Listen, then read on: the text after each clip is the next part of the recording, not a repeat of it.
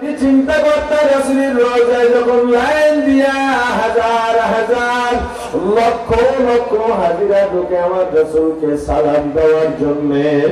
আরে কি একটা যুগ আইলো, মোবাইল ধরছে, ভিডিও, আবার বাড়িতে বউকে ভিডিও কল দেয়, ওই ভিডিও কলে বউকে দেখা যায়, অন্যান্য মানুষও দেখে, অথচ রাসূলের রওজার সামনে দাঁড়ায়া তোমার তো পাথর হৃদয়টাও বলে মনের মতো নরম হয়ে যাওয়ার কথা, ওই জায়গায় দাঁড়াইয়া চোখের পানি ধরে রাখতে পারার কথা না। হাজার হাজার হাজির মধ্যে মাঝে মাঝে দু একজন দেখা যায় কি যেন হারাইয়া ফেলছে, কি যেন হারাইয়া ফেলছে।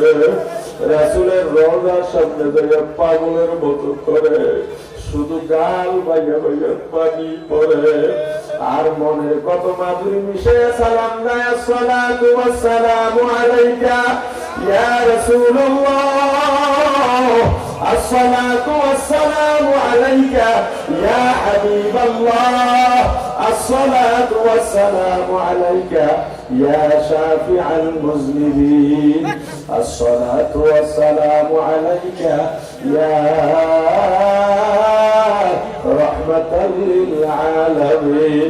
ওরে আজ তুমি উহুদের ময়দানে গেলা, ইসলামের দ্বিতীয় যুদ্ধ, ওখানে গিয়া তুমি ভিডিও নিয়ে ব্যস্ত, আর যদি চিন্তা করতা ওই যুদ্ধে কে যেন এলান করে যায় কি আছো, আমার রাসূল জিহাদে ডাক দিছে। হযরত হানজালা বাসরাতে বিবিকে ফলাইয়া জিহাদের ময়দানে চলে গেল। ওই যে উহুদের ময়দান, ওখানে যারা গেছে রে ভাই, কত কিছু দোকান থেকে নিয়ে আসতে পারো, দেখবা যারা যাইবা আল্লাহ তৌফিক দান করেন সবাইকে। ওখানে দুর্গত আছে, নিচা আছে, ঠালা আছে, কাফেররা মেরে আমার রাসূলকে ওখানে ফলাইয়া দিছে। আমার রাসূলের দাম মুবারক শহীদ হয়ে গেছে, আমার রাসূল রক্তাক্ত হইলেন। আমার রাসূল উহুদের দিকে গেছেন, উহুদের পাহাড় দুই ভাগ হইয়া আমার রাসূলকে আশ্রয় দিল। আমার রাসূল বললেন উহুদ আমাদেরকে ভালোবাসে, আমরা উহুদকে ভালোবাসি, উহুদ আমাদের সঙ্গে জান্নাতে যাবে। একটা পাহাড় আমার রাসূলকে চিনল, বনের বাঘ, হরিণ, পশু পাখি আমার রাসূলকে চিনছে, গাছপালা আমার রাসূলকে চিনছে। আর যেই রাসূল এই উম্মতের জন্য কাঁদে, শ্রেষ্ঠ মানুষ হইয়া উম্মত হইয়া রাসূলের চিন্তা করি না, রাসূলের জন্য মন কাঁদে না। ওরে আমার ভাই, তুমি যদি চিন্তা করতা মক্কা থেকে তায়েফ প্রায় 70 থেকে 80 কিলোমিটার, 6000 ফিট, 6000 ফিট উঁচা, মক্কা থেকে তায়েফ পুরাটা উঁচা, পুরাটা উঁচা, ফোরওয়াল গাড়ি ছাড়া সহজে উঠতে পারে না, নরমাল গাড়ি এসি বন্ধ করে উঠে তাও অনেক কষ্ট হয়, অনেক সময় ইঞ্জিন হিট হয়ে যায়, স্টার্ট বন্ধ হয়ে যায়, গাড়ি আগুনের মতো হয়ে যায়।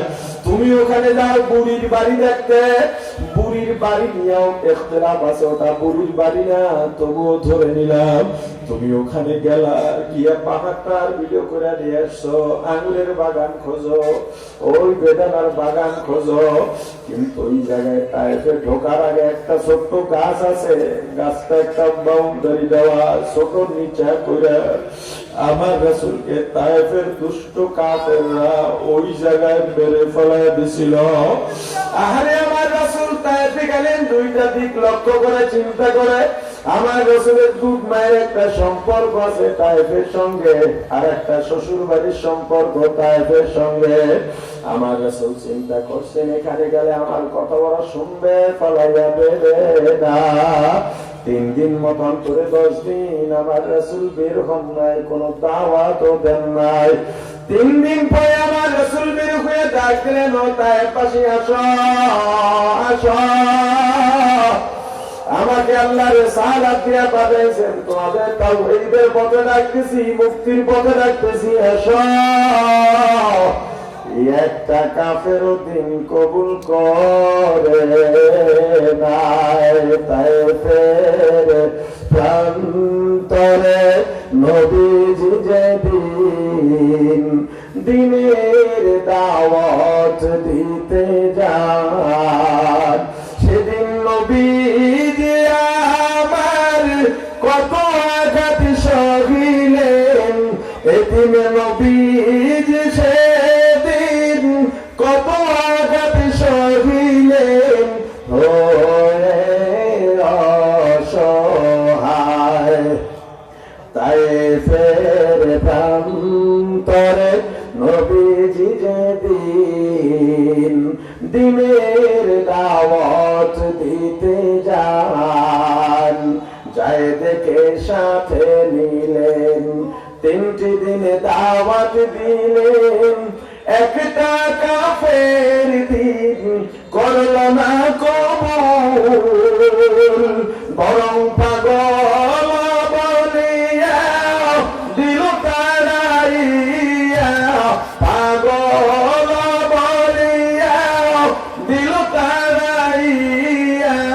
চিনল না ওই দুর্ভাগার দল আল্লাহরই রাসূল, চিনল না ওই দুর্ভাগার দল আল্লাহরই রাসূল। সেদিন নিরাশ হয়ে নবীজি আসতেছিলেন ফিরিয়া, হয়ে অসহায়। তায়েফের প্রান্তরে নবীজি যেদিন দিনের দাওয়াত দিতে যান। ও ভাই, তুমি একটু চক্ষু বন্ধ করে ওই রাসূলের অবস্থাটা একটু দেখার চেষ্টা করো। আমার রাসূল যখন দাওয়াত দিলেন, চারদিক থেকে কাফের দুষ্ট দুষ্ট ছেলেরা, যুবকরা পাথর নিয়ে মারে আর বলে তার দুশমন আমাদের গায়েব থেকে বের করে দে। হযরত যায় দেখা মানুষ কয়েকদিকে ফিরাবেন, একবার ডানে যান আর একবার বামে যান আর একবার পেছনে। যখন ডানে যান তখন পিঠে আর বাম দিক থেকে আমার রাসূলের সুন্দর শরীরে পাথর পড়ে। পাথর পড়ার সঙ্গে সঙ্গে চামড়া ফুটা হইয়া ফিনকি দিয়া রক্ত বের হয়ে যায়। হযরত যায়েদের মাথা ফেটে যায়, শরীরের বিভিন্ন জায়গা থেকে রক্ত পড়ে। আর চিন্তা করো আমার রাসূলের অবস্থাটা তখন কেমন হয়েছিল। চতুর্দিক থেকে পাথর মারতে মারতে আমার রাসূলের শরীরটা একেবারে ক্ষত বিক্ষত করছে, রক্ত গায়ে পানি ঢাললে যেমন বাইয়া পড়ে, আমার রাসূলের শরীর মোবারক থেকে রক্ত বাইয়া বাইয়া পড়ে। আমার রাসূল দুর্বল হয়ে গেছেন, হাঁটতে পারেন না, হাত উঠে বলেন তায়েফবাসী আমি পাগল না, তোমাদের দুশমন না, আমি আছি তোমাদের মুক্তির পথ দেখাইতে, আমাকে মেরো না মেরো না। আমার রাসূল হাঁটতে পারেন না, দুর্বল হয়ে গেছেন। দুষ্ট কাফেররা ধাক্কা মারে সামনের দিকে আগায় দেওয়ার জন্য আমার রাসূল ক্লান্ত শরীর ভর সইতে পারেন না, উপর হয়ে জমিনের মধ্যে পড়ে যান। আবার কোনো মতে উঠতে নেন, পুরোপুরি উঠার আগে আবার ধাক্কা মেরে ফেলাইয়া দেয়। আমার রাসূল আহত যায়েদের শরীরে হাত দিয়ে কোনো মতে হাঁটতে হাঁটতে পাহাড়ের গোড়ায় গিয়া বসছেন। জিবরাইল আসছে, হুজুর আপনি যদি বলেন আপনার কান্নায় আসমানের ফেরেশতারাও কান্দে। আসমানের ফেরেশতা জীবনে 2 বার কেঁদেছে। একবার হযরত ইব্রাহিম যখন নিজের সন্তান ইসমাঈলকে ছুরির নিচে দিয়েছে, আর একবার কেঁদেছে তায়েফের ময়দানে আমার রাসূল রক্তাক্ত হইয়া পাহাড়ের পাশে বসে যখন কাঁদেন আর বলেন আল্লাহ আপনি সাক্ষী থাকেন। ওরা বলে আমি পাগল, আমি পাগল না। জিবরাইলকে বলে ও জিবরাইল, ওদেরকে না ধ্বংস করা যাবে না, ওরা আমাকে চেনে না, চিনলে এমন কষ্ট দিত না। ও একদিন মানবে না, আমাদের পরবর্তী প্রজন্ম মানবে।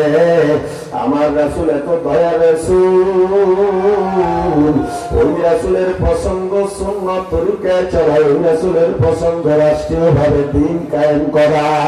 আমরা যদি রাসূলের উম্মত হয়ে থাকি, রাসূলের পছন্দ মতো চলবো না, দুনিয়ার খেয়াল খুশি মতো চলবো। আরো জোরে বলেন, আরো জোরে বলেন।